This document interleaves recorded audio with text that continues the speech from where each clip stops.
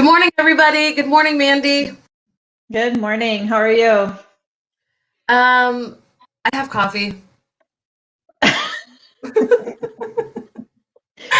I one didn't of think I those could do days. this. Yeah, it's definitely one of those days. Where are we in the full moon cycle? Because it almost feels like we're Oh, coming up on a full moon.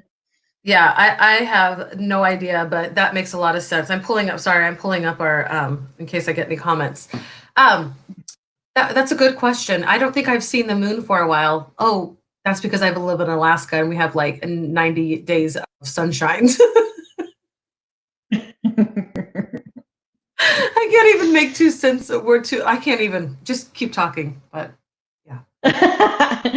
um, yeah, I think that well, first of all, let's talk about just logistical stuff. Are we on Facebook at all right now? Yeah, we are on Facebook. Okay, We are on but we Facebook. are also on YouTube. We are on YouTube Live for the first time. So everybody that is joining in and seeing us from YouTube Live, or welcome. This is the Mandy and Melody Show. I'm so sorry that my thoughts were not put together well enough I just haven't drank enough coffee yet this morning. And it's only like 8 o'clock in Alaska, and that's where I am streaming from. And Mandy, where are you streaming from? I'm from Wisconsin. I've already eaten lunch, so we. Although I ate lunch at like 9:40 this morning, but still, it was still lunch. That's Um, breakfast. I know it was a little. I was up early, and like you eat breakfast, and 3 hours later you eat lunch, and so it was, yeah, and it was It was leftover first lunch. Chinese at 9:40 in the morning. That's Yeah. okay with me. That's good. That's really good stuff. First lunch as Hello, that's opposed to fair. second one. Yeah. Right. I haven't even had breakfast yet, but I wish I had an intravenous coffee to go right through me because Mm. I feel like I need that. My mind is crap this morning. And that's the strongest language I'm going to use today, but that's We'll see about that. The half hours still early. yes. And it's so funny because I was reading and I dropped your blog in the comments about the 4 areas of self-care. And Mm. I think the reason I feel so unbalanced is because I'm totally like self-care has been flown out the window.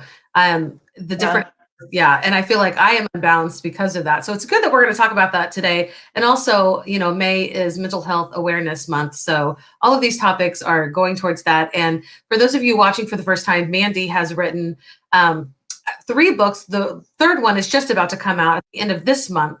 But she focuses her writing and her blogging on like mental health awareness, especially for educators. But she has the Fire Within book, Divergent Edu, and then the next book that's coming out is Reignite the Flames.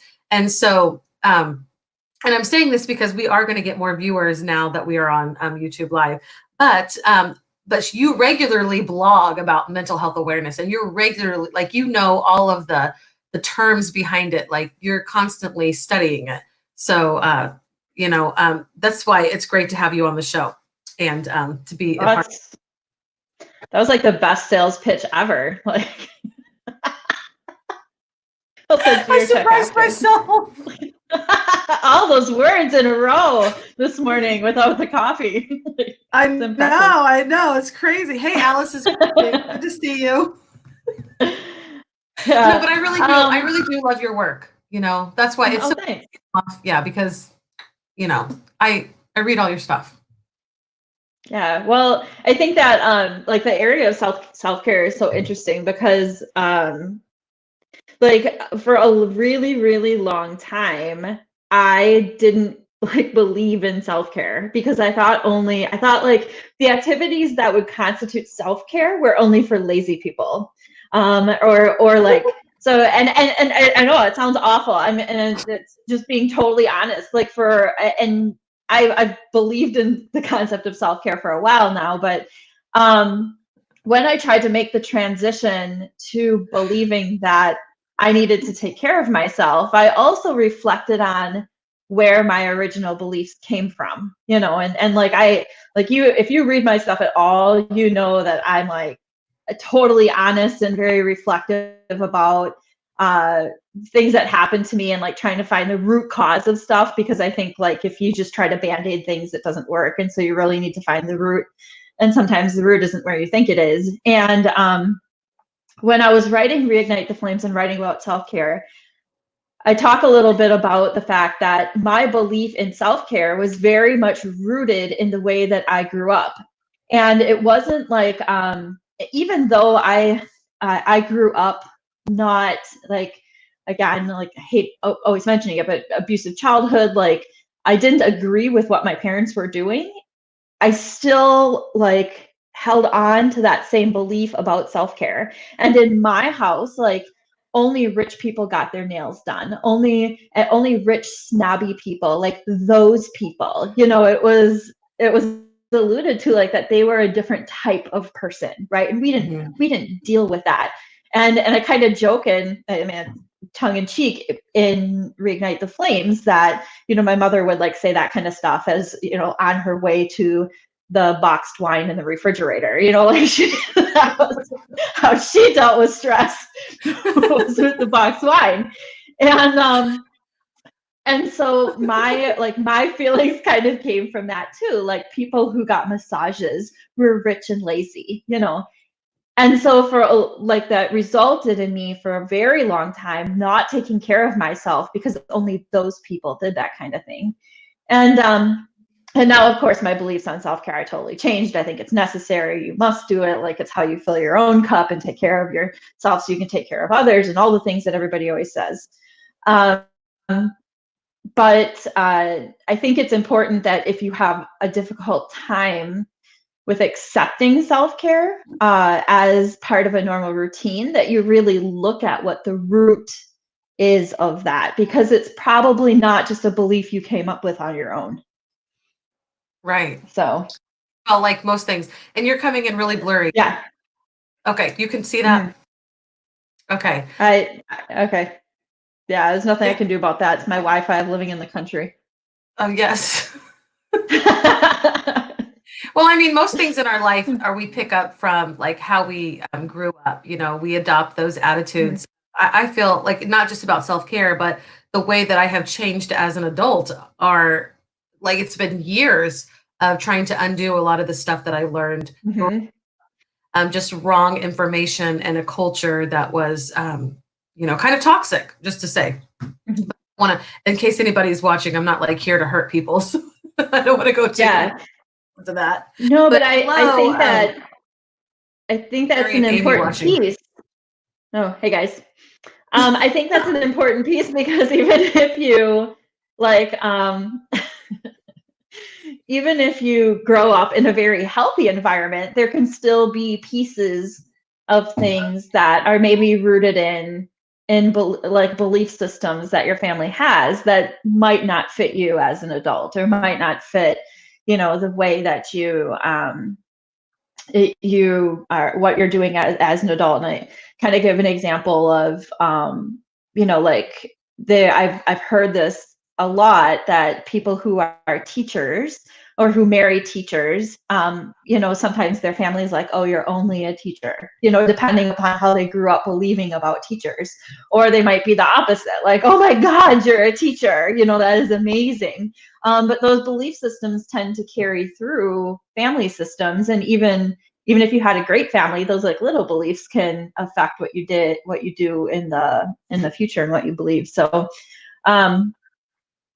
anyway, so when I started looking into self-care a little bit more, and we've joked about this before, like I kept thinking to myself, well, self-care is yoga, right? Like meditation and yoga.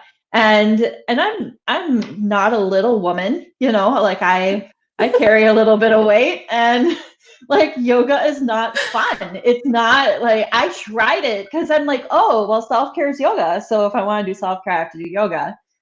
So I bought yoga videos, and when DVDs were still a thing, and I tried it, and it hurt so bad. Like I'm just not a flexible person, and like it just hurt. So then I had a really hard time meditating because my mind was always super busy, and so I started to think that I couldn't do self-care. because I couldn't do yoga and I couldn't meditate. So I had to figure out what self-care was. And finally it dawned on me one day that self-care was really just about whatever makes you happy and helps you take care of yourself, And so Like, I went at one. well, like that's healthy that makes you happy. Yeah, yeah, well, yeah, healthy that makes you happy. That There's helps a you lot take of care of bad stuff yourself. that makes me very happy that is not Yeah. self-care. I know. I just want to Like clear that up. chocolate and That is, yeah, for real. chocolate, Dark chocolate's alcohol, pretty good. caffeine. Yeah. Yeah. Yeah. Sugar, Um, you know. sugar. Yes. And Um, I just want to say thank you for saying that about yoga. Like I have a lot of friends that do yoga and I wish that I could do yoga, but I am with you. Like it hurts. And yesterday I was reading uh, to one of my little girls about the Little Mermaid or whatever, and she was on the bottom bunk, and I'm like, you know what? I really need to do this with her because she asked me, and she hardly ever asked me to read with her. But I was all I could think about was how am I going to get up afterwards? So yoga hurts, it does. It hurts. but it doesn't Um, have to be yoga. You know, there's one. Well, there's one that's called. There's one move. Move. I don't even know what they're called. There's one position that's called like corpse, where you just lay on the ground with your arms out. Like I can do that one. did you say corpse?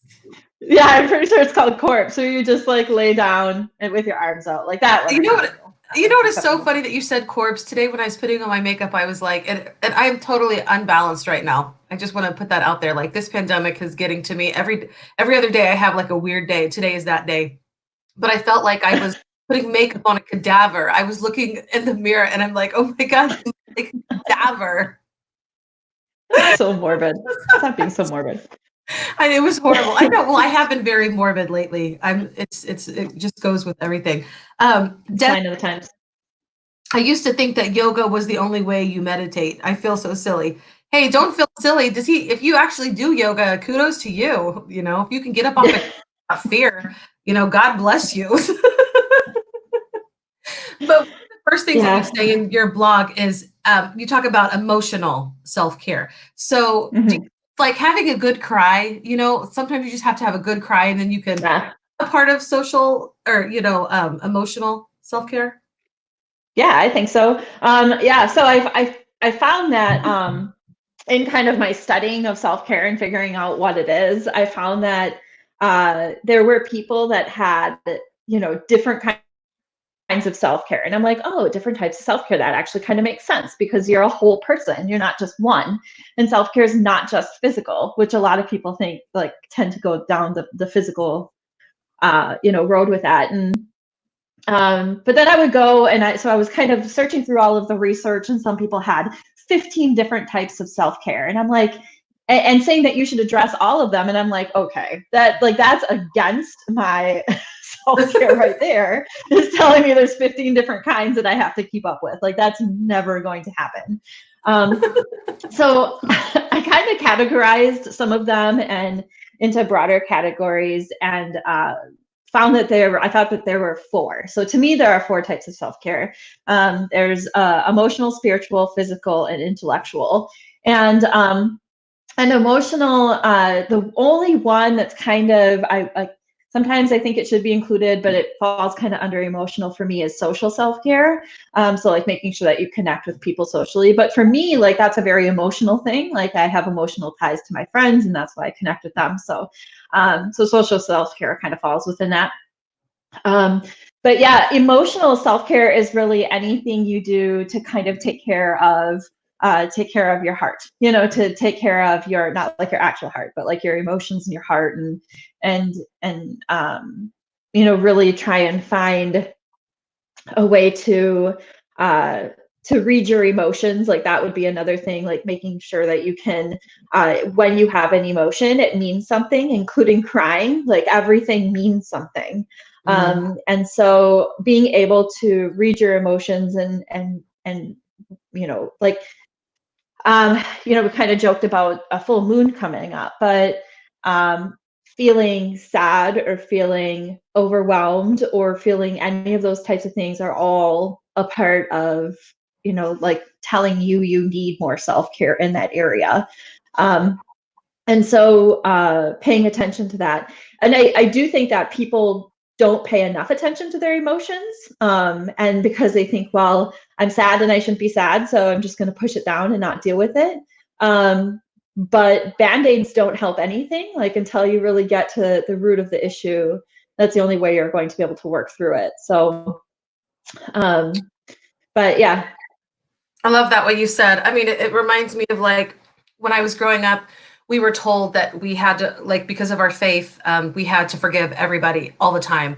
Um, and so like we would constantly be forgiving people like we said we did, but we didn't do the work inside. And that's kind of like going by, and there's so much work and process that you have to go through. And part of that is feeling it, but just slapping on a Band-Aid, like you said, yeah, it really turns you into a very bitter person, an unmotivated person. And that's what that reminded me of. But I'm with you. Like actually doing this with you has really helped me emotionally and intellectually, but we'll, get to intellectually late in a few minutes. And you said physically, I think we do focus on physical self-care, like more than anything else. And I think it's because our society is so like, all about looking good and, and everything. And sometimes I wonder, well, what about me? Like I work out. I haven't worked out as much since the pandemic because our gym is closed and it was frozen over here in Alaska and I hated going outside. But like, what about me? Like, just because I don't look like a size 2, am I taking care of myself physically? Like how is there hope for me? Like me? Yeah. Well, yeah. And I want to go back just to the emotional self-care just for a second. Okay, sure. Because I want to touch on, we had talked a little bit about balance, and emotional self-care is really about anything that you do to do balance. But another thing about social self-care that I think, or I'm sorry, emotional self-care that I think people miss is that emotional self-care can also be doing things for you that that impact you emotionally. And one of those that I think is kind of an easy example is learning to accept a compliment. Things like that. So you mentioned forgiveness, learning to truly forgive and what that means. And how we've talked about before, it's not necessarily letting somebody off the hook for what they did. It's about allowing them not to have that much power in your life. And so, but also, like I said, learning to accept a compliment, learning to self-reflect, like doing those types of things. I'm terrible at accepting a compliment. Absolutely you are horrible at it. And you're really horrible at it. I feel it's because, well, and I just talked about this in a blog. It's because I don't have enough self-confidence and like enough like self-love to believe the compliments people give me. And that's a me problem, right? Like that's not a problem for anyone else. That's a me problem. But basically my general like thoughts on those types of things, when people give me a compliment, I think, well, if you just know me long enough, you're going to know that's not true, or like if they say, oh, you're super smart or you're super good at whatever. My internal thinking is, well, you just haven't known me long enough, know me a little bit longer and you'll figure out that I'm not intelligent, like I say really stupid things and I do really stupid things. But that's just all a part of being human. And I have a difficult time putting those two together, like what's human and what's, perfection or whatever in my own head. So, so learning to take a compliment has been something that I've had to work on. But those are things that, like, those are all a part of emotional self-care. Sometimes it can be going back and just being reflective about things that you need to be reflective about to help your own emotions. Mm-hmm. And I just want to ask those who are watching, how do you practice emotional self-care? So we'd love to have you in our conversation. And hello, Janet. So glad you are watching with us today. And Kim and Nicole. I totally agree. And I'm pretty terrible about accepting compliments. But I say thank you. I do say thank you, but it's never like permanent with me. I feel like I always have to. And I feel like if I don't wear makeup, you're going to see how ugly I really am. You know what I mean? Right. Or like, it's just something I need compliments, I feel like, because I don't, like you say, have enough self-love, but at the same time I hate it. Like I need positive affirmation. That is a real thing with me. It's a way that I feel loved. But it doesn't last for very long, and that's what I absolutely hate. So Mhm. yeah, do But you want to the go but ahead? the thing is that you know that. Right. And that's the piece that people sometimes miss, is that like they forget to be that reflective. Like like for example, if I talk about the compliment thing, like I know I'm bad at receiving compliments, and so I actively try to be better at it. For me, that means that when somebody used to give me a compliment, it would be, I would say, oh, don't, like, that's ridiculous. Like if they'd say, oh, your hair is pretty, I'd be like, oh, well, it's grown out so bad and I need a haircut. Like I would do it the opposite way with like a negativity type thing. Right. You Like just I would deflect almost it. like try to balance it. Yeah, yeah, yeah, yeah. And now I got where I still feel irritated by the compliment. And not irritated, angry, but like it makes me uncomfortable. But I can say thank you instead of Hmm. trying to deflect. And so that for me is growth. And it's not perfect, but I'm getting better. And I sometimes still go back to the whole, oh, no, no, no, oh, I'm just having a bad hair day, or oh, I need a haircut, or I need, whatever it is. But thank you is a step forward. So then, maybe next time it'll be not feeling uncomfortable when somebody gives it to me. But knowing what like what you just said, like that's so powerful. And not everybody understands themselves like that. Hmm. Yeah, no, you've known me long enough. You know, I reflect on everything. So Mm-hmm. usually it's like the worst things about myself. I'm like, why am I being like this? Or why do I feel like this? And I've Mm-hmm. been since I was a kid. I don't know. And we have talked quite a bit on emotional. I don't feel like we need to cover every area of self-care today because I like where we're going. Maybe we should dedicate like a talk with each type. Um, because emotional is really important. And I don't think that we talk about emotional self-care when we normally talk about self-care. I feel like we always focus on the physical aspects of self-care. But Mm-hmm. physical is great and we definitely need that, but if you're not inside of yourself and thinking about why you're feeling the way you're feeling and taking care of those needs, then it doesn't, like, anytime you're off balance, you're off balance. You're not going to feel that happiness or that contentment in life. And I hadn't even considered this, to be honest with you. I've read your blog. I read your blog every time it comes out. So hi Dean. It's just uh, but I don't think about this enough, like to the point where I make it a priority of care. I think about Mm-hmm. emotions, but why am I feeling this way? And you said in your blog, like, go to a counselor, like that is taking care of your emotional. And I keep thinking we need Mm-hmm. a counselor. We've had some crazy things happen in the last couple of years. My husband, having emergency open heart surgery, having a baby and all of that, moving to Alaska, like picking up our lives, completely starting over. I mean, we're kind of at loose ends at this point. Now we have a pandemic. So if you didn't have an excuse to go see a counselor, everybody has an excuse now. A reason. Yeah, right. I And, know. and I'm like, this is something that I was thinking about yesterday. Like, we really do need to see, and it's not because we're wrong or we're broken people. Maybe we are a little broken, but it's not like it's a bad thing. And like this whole awareness thing of take the stigma out. Like, we should go see a counselor. We need some help. We don't have all the answers Yeah. to give us. Well, and I think it's appropriate to see a counselor even when you're not struggling, because one thing that I realized is that, and it goes a little bit back to resilience. Like resilience is something that you build, not when you're going through an adversity. Like resilience is something that you work on every single day. And then when it comes to an adversity, that's when you need the resilience that you've built. Um, I like a lot of times when I talk about self care, I say, don't get into the middle of a trauma and say, oh my gosh, I need to start practicing self care. Start Right. practicing self care now so that it's a routine when you get there. And so that, like, if so say, and the physical part is just easy because you can use that. It's easy to come up with those examples. But like if running helps you mentally, which a lot of people who are regular runners will say, like, it's not, it's my spiritual self-care, it's my physical self-care, it's my emotional self-care, like it's all the things. So if that's a thing for you, start running now. Don't wait until something traumatic happens to start running, because by the time that you get to that adversity, like you're going to be accustomed to running then, and it's not going to be a challenge to get out and do that.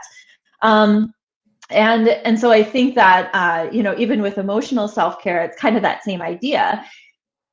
Work on the things that are like your past stuff that you're trying to heal when you're not going through a struggle, so that when you go through the struggle, you're not dealing with that baggage too, And so like, it's one of the things, like I've been seeing I had found for the first time in my whole life a counselor that I really connected with, and I had been seeing her since I think roughly October, and I started seeing her when I was going through something tough, but I continued to see her because she was helping me with stuff that wasn't happening right now, and I feel stronger going forward than I felt prior to the last adversity. So that's why you see a counselor.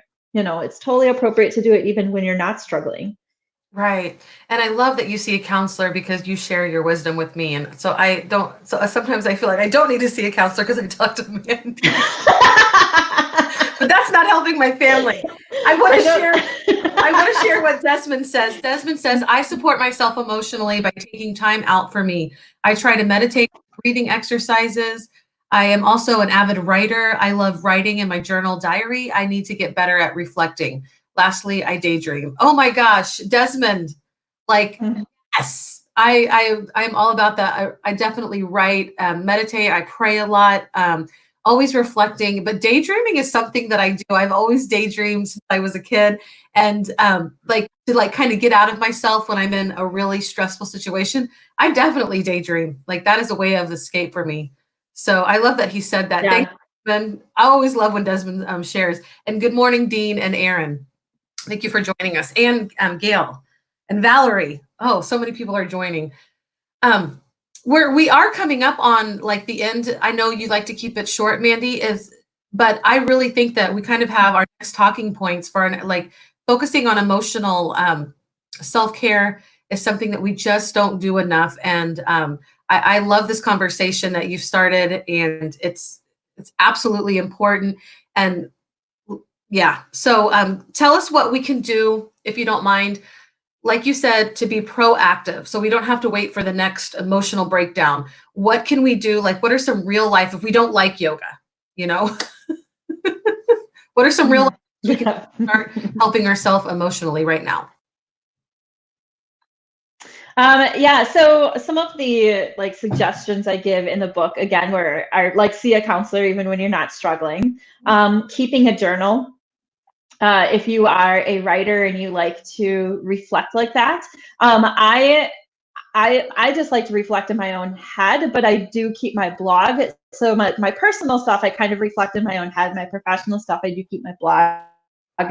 So I guess I do it sort of both ways. But one of the things that, one of the tips that I sometimes give just for this kind of thing is, and Melody, I don't know if you experience this too, but many of the contributors to The Fire Within said that they wrote down their entire adversity from The Fire Within, and that it was very therapeutic.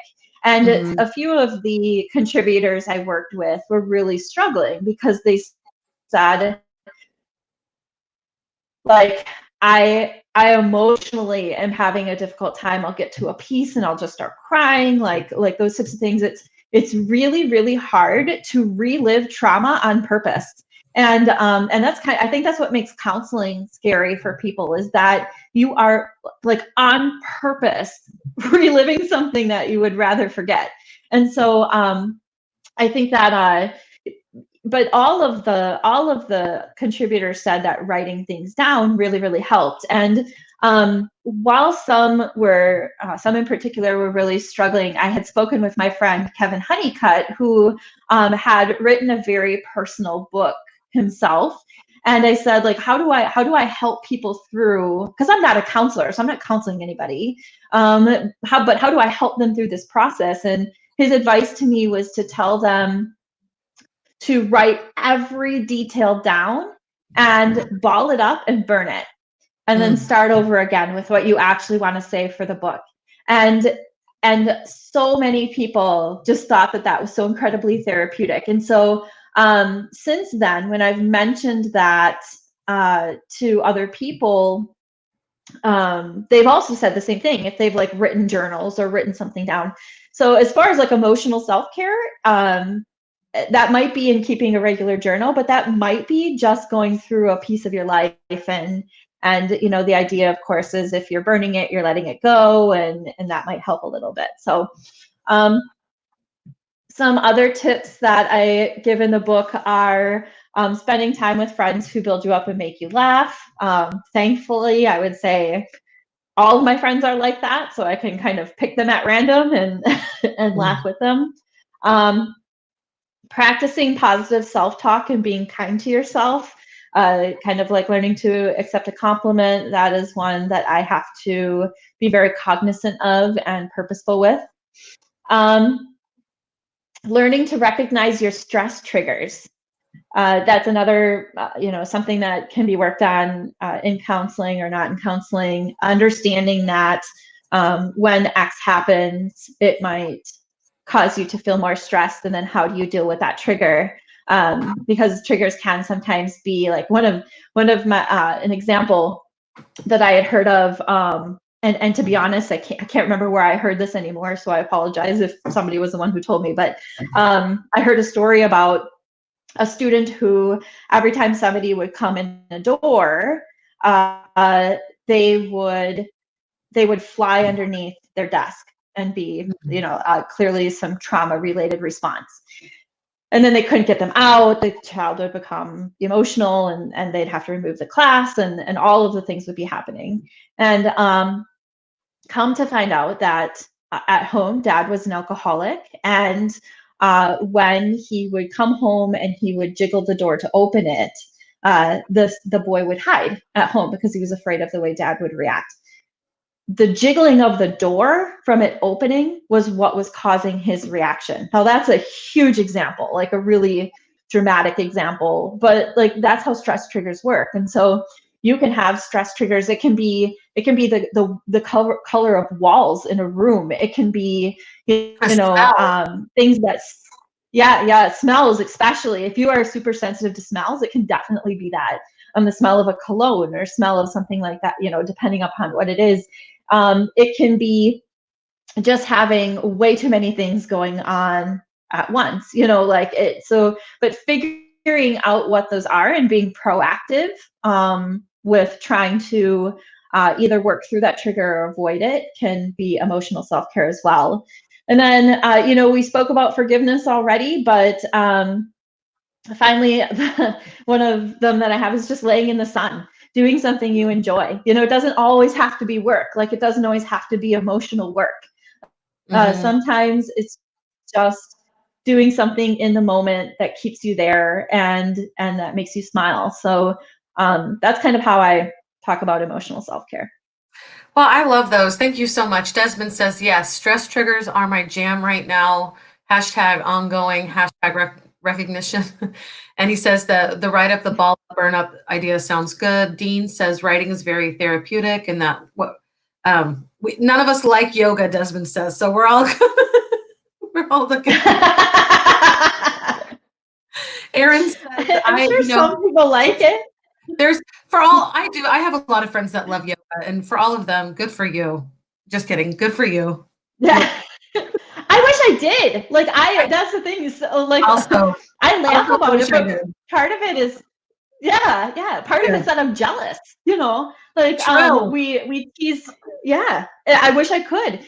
We tease Dave Schmittou about running. Part of the reason I tease him is because I wish I could, like, not that I can't run, because if a bear was chasing me, I'm sure I could, but like, I'm not going to do it for enjoyment. And so he says he doesn't even do it for enjoyment. I was on a running talk with him on accident yesterday. Like, I was putting on And I was like, oh, people I know are talking. So I put his thing on so I could hear them talking, and they were talking about running. And I'm like, oh my God, like, why did I do? But I couldn't just like go out without being rude. Ugh. Admitted he doesn't do it for fun. Like he's pushing himself for other reasons. And I was running quite a bit this last fall.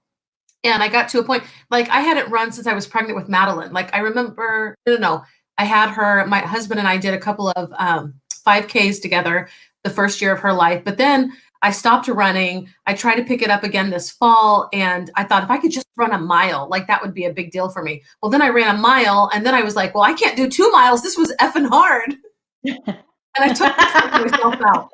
But anyway, we'll talk physical care when we talk about that. But Aaron says, I had to acknowledge the sheer hatred I had for someone before I could forgive them. Amen, sister. Yes, like that's again, not stuffing it, not putting a band-aid over it. When we talk about forgiveness, that has been something that has been a constant thing in my life of really dealing with all of that because of all the times I had to forgive somebody when I didn't really do the work behind it. And Desmond says, I'm just not good at it. It's nothing against it. On the other hand, I love running and walking, could walk everywhere. I do like walking. I enjoy walking.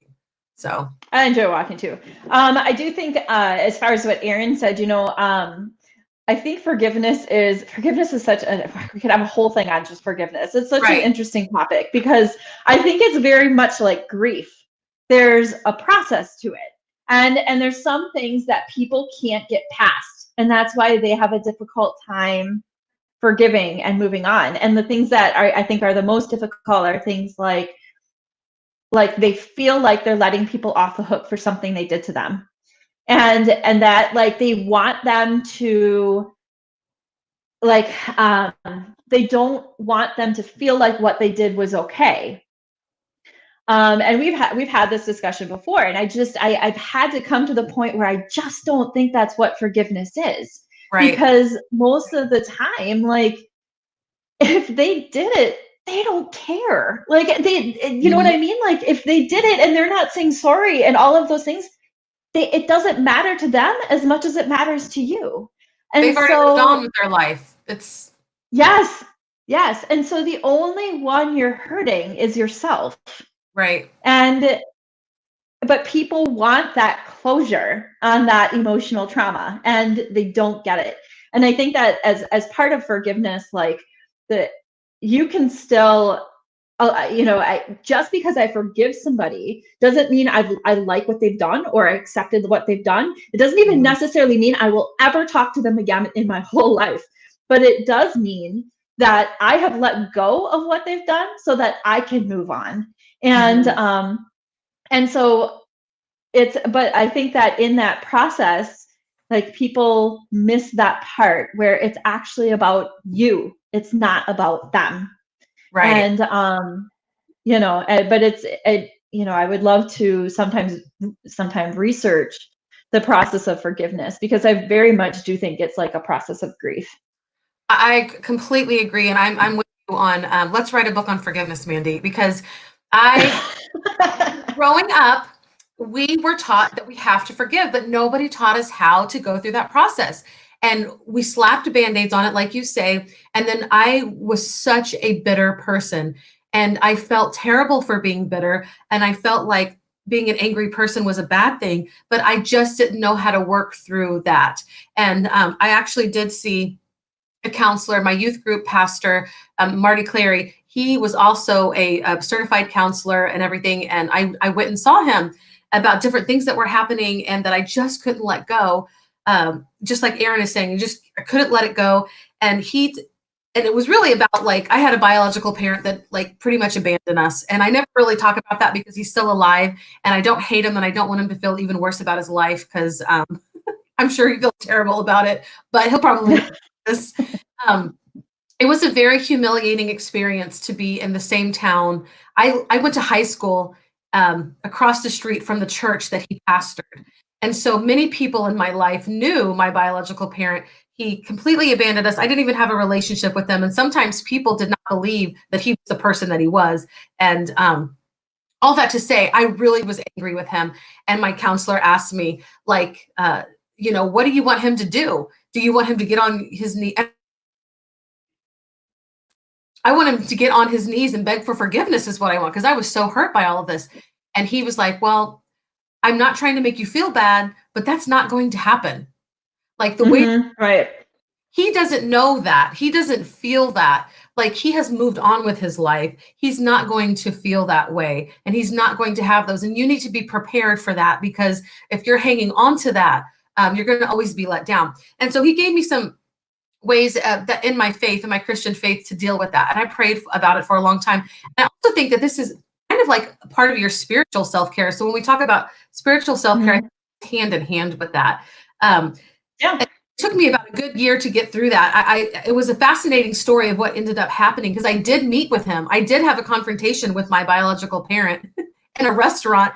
As so many times growing up, he walked right by me and had no idea who I was. But for some crazy reason, I knew exactly who he was.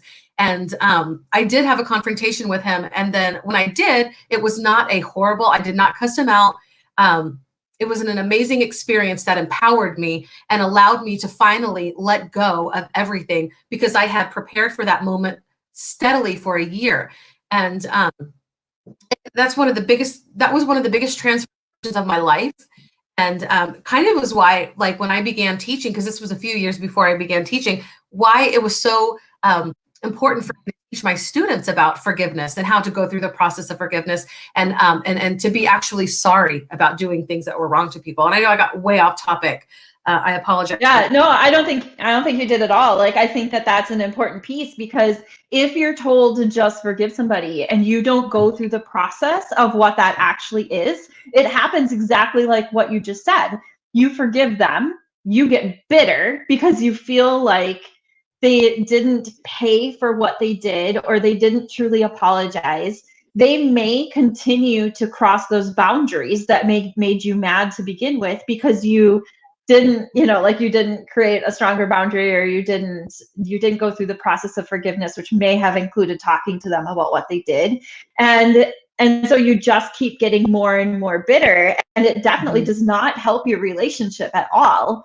And so I think that if you don't go through the actual work, and you don't find the root cause, and you don't do all of those things, then it kind of puts you in that cycle. And it can leave you, there can be so many other things that come from that, like feelings of abandonment and what that means. And because you didn't go through the process of forgiveness. And I've said this a million times before, that I have forgiven my parents for the things that they've done.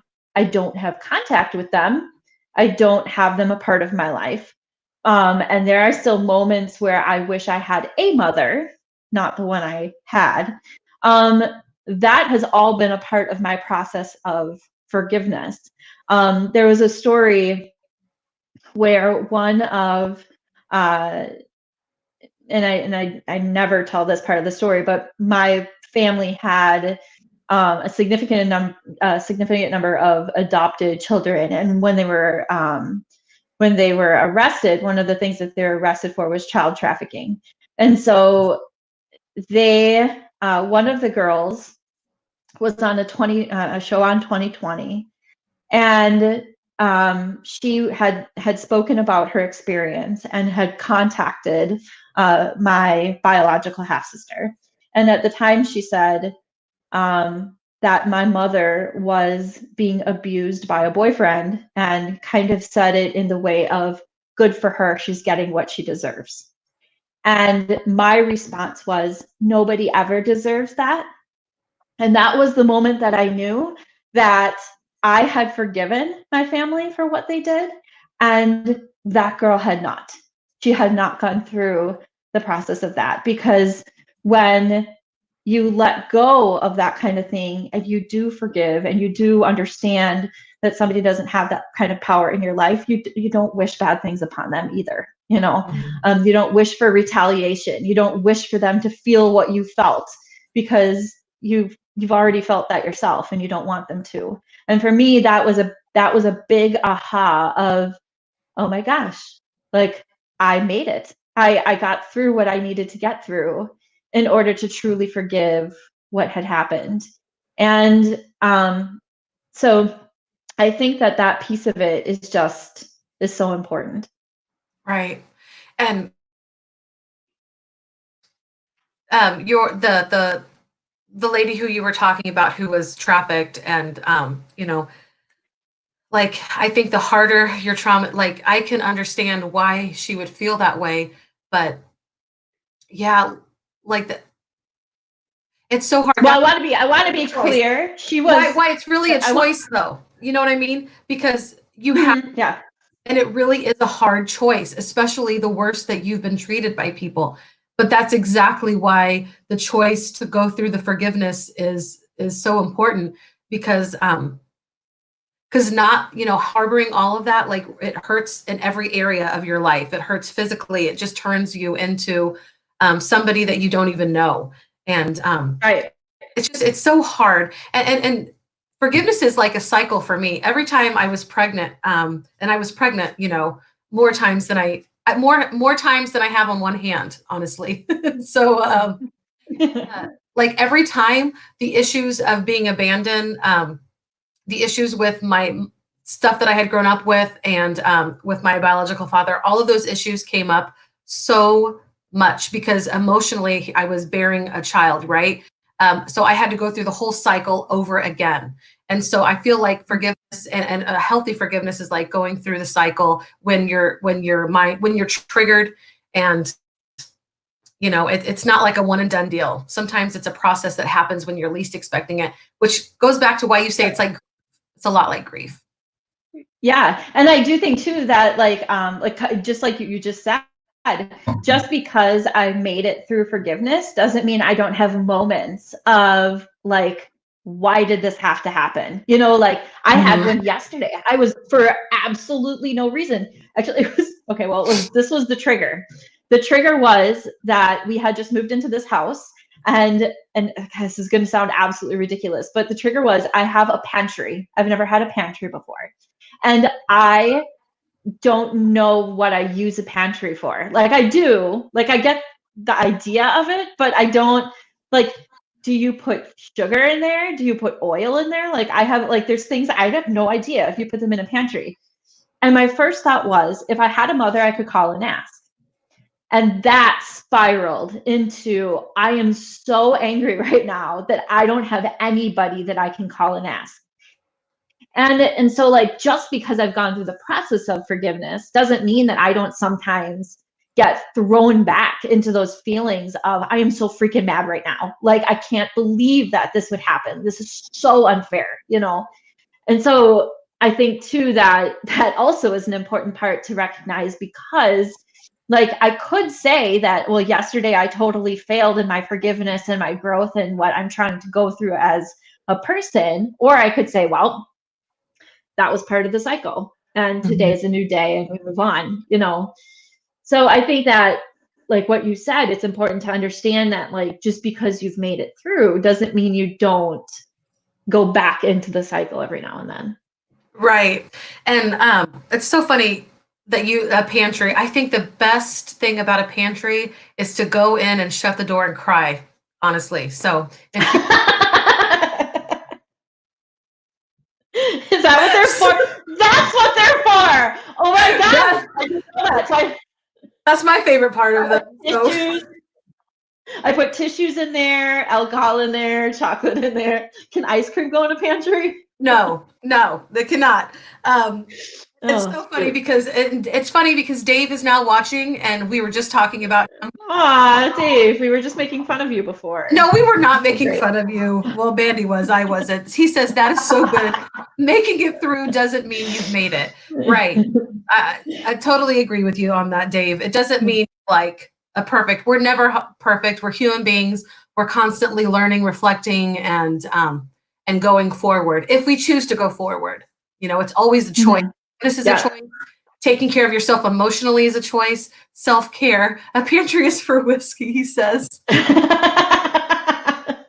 It's definitely in my pantry. I See, I can't put lie. cereal in there, so I was way off. I was like I've got cereal and like fruit. Like I didn't realize that I I was wouldn't so put wrong. fruits in the pantry. I don't know. I don't know if I put fruit in the pantry. I don't want it sitting on my cupboard. Like, what else do you do with apples? I put my apples, I'll take a picture and send it to you, but I put my apples, I clean them and put them out for my kids. So every time they say I'm hungry, there's an apple. You know what to do. It's already good to go. That's what I do with my apples. I know my apples aren't going to last for very long. That's what I do with my apples. Dave says, I'll go back and watch. I always look forward to Mandy's badgering. And Aaron says, I'm pretty sure pantry is for color-coded organizing. Sure, Aaron. In your organizing world, up the whiskey. I actually have friends that have silly girl. Those like label makers, and their pantries are very organized. And everything has a place. I was never one of those people because obviously I'm a piler. I have piles all over, so no whiskey in there though. Just saying. But Erin also does yoga, so she's like she's the green apple in our red apple bunch right now. She says, please, that is not my world. I'm joking with you, Erin. Hopefully you can appreciate my badgering like Dave appreciates badgering. Yeah, we love you, Erin. We do love you. And anybody, oh my gosh, we have been talking for 50 minutes, Mandy. Oh my gosh. So anybody that is still watching, God bless. Like yeah. All right. I suppose we should go. Right. Okay. Yeah, we did. This did not go, this did not necessarily go like we planned, but that's okay. We'll definitely dedicate our next few talks about other ways of self-care because we still have quite a few days of May left, right? Yeah, we should probably edit this sucker. Right, it's live. I'm not good at editing yet. Like I don't know how to edit videos, so this is going to be. I could delete it, but I think it's good. It's good. All right. Thank you, Erin, for saying it's been a good episode. But thank you all for watching. Appreciate it. Mandy, I always love talking with you. You're an amazing person, human being. You too, Melody. And we'll see you again on Monday. No, I'm not. Yes, you are. You're so pretty. No. But my hair. Right. I get it all. But you really are a beautiful person inside and out. I truly mean that. And so the challenge for everybody that still might be listening to us is how are you going to take care of yourself emotionally? And I would love to hear your stories the next time we get back together about things that you're doing to be proactive. Like Mandy says, instead of waiting until something tragic happens, something that you can regularly put into your life that supports you emotionally and will help you actually get through the times of trauma, especially right now during the pandemic. What can we do to be proactive? And I think that's a good thing to leave on and just to think about and reflect on. So bye, everybody. All right. Bye, everyone.